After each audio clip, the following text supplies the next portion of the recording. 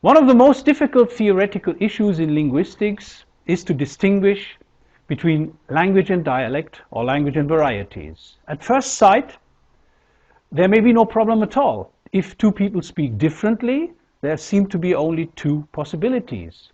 If they understand each other, they must speak varieties of the same language. If not, they can be said to speak different languages. But is it really that simple? Probably not. And this defines our program. We will first of all look at some problem cases. And knowing about these problems, we will then look at criteria to define what a language really is. And eventually, we will look at dialects or varieties and define them more precisely. Let's look at some problems first. Here we have three problem cases. The first one concerns the relationship between Dutch and German. Then we will look at Chinese, and eventually we will look at Jamaican Creole. So let's start with Dutch. And you Germans here in the audience, you can ask yourselves, do you understand what the speaker says? So here is our first example from the language index of the Virtual Linguistics Campus, the story The North Wind and the Sun in Dutch. Now listen. De noordenwind en de zon waren aan het discussiëren wie de sterkste was, toen een reiziger, gekleed in een warme mantel, voorbij kwam. Did you understand that? Well, as a native speaker of German, I can clearly say, no, I don't. Perhaps some words in it when I see them in spelling, but really I don't understand it. Now, native speakers of Dutch, by contrast, can understand German very well. So here's our first problem.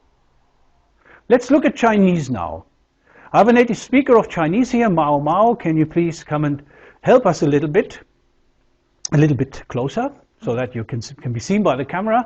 Mao Mao, can you say to us in standard Mandarin Chinese, the very big book? 很大的书. Again? 很大的书. Okay, thank you very much. Now we will load some varieties of Chinese and we'll ask Mao Mao whether she understands that or not.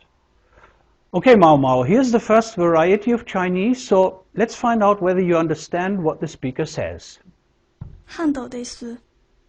Yeah, I can understand. Distinguish, but it's not totally different, but I can understand. You can understand it, okay. 汉斗得斯. All right. Yes. Thank you. Now we will look at a different variety of Chinese, and again we want your reaction. Okay, now here we have a speaker from Suzhou, and again, please listen. 老岛个斯. Oh. Can you understand that? Is that Chinese? Oh, yeah, well. 老岛个斯. No, I don't think so. No. But now look what we have here. What about that? Yeah, 很大的书. You can read it, can't you? Yeah. So, in all three cases, and this is the interesting thing, we have the same writing system that unites Chinese and its varieties. The phonology was completely different though. Thank you very much. While the Chinese problem told us quite clearly that we must distinguish between phonology and the orthography, now the next problem concerns a language which is often classified as a variety of English, but is it really a variety of English? Do all native speakers of English in the audience understand the following text in Jamaican Creole? So here we are. Another example from the VLC Language Index.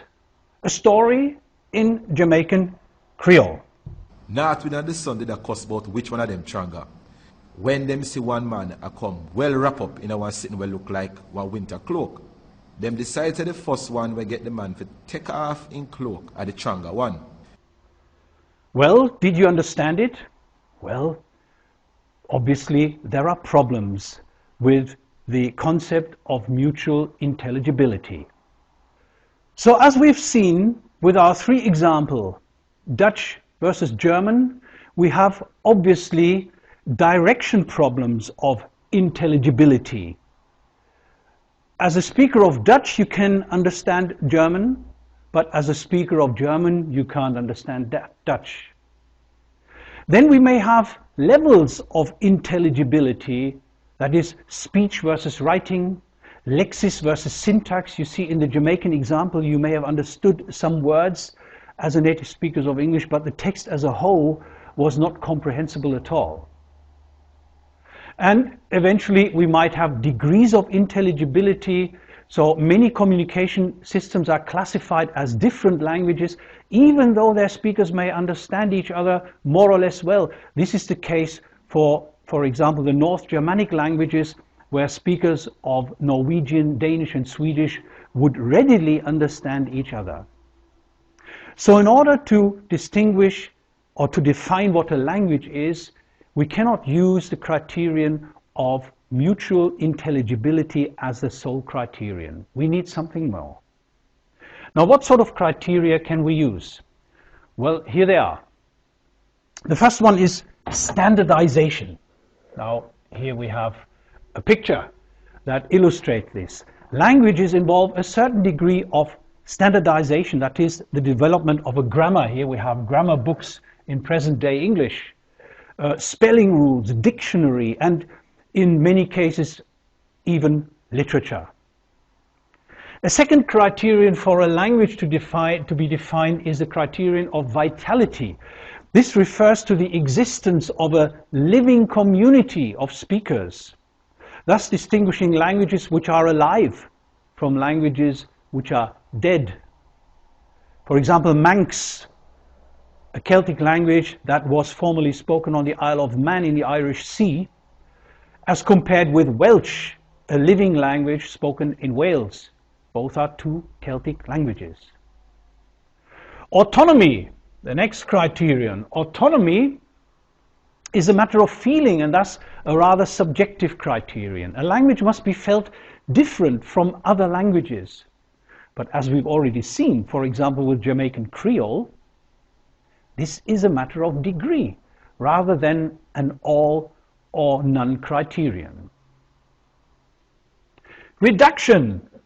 Well, that's an interesting criterion that reduced written standards, reduced functions in society help to distinguish varieties from standard languages. Here you see a picture of London.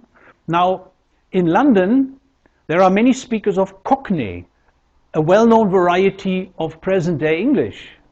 But they will certainly admit that they are not representative speakers of present-day English and will recognize other varieties as equally subordinate.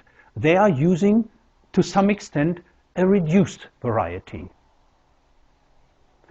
Well, and then we have norms between good and bad, where languages normally involve norms, varieties don't.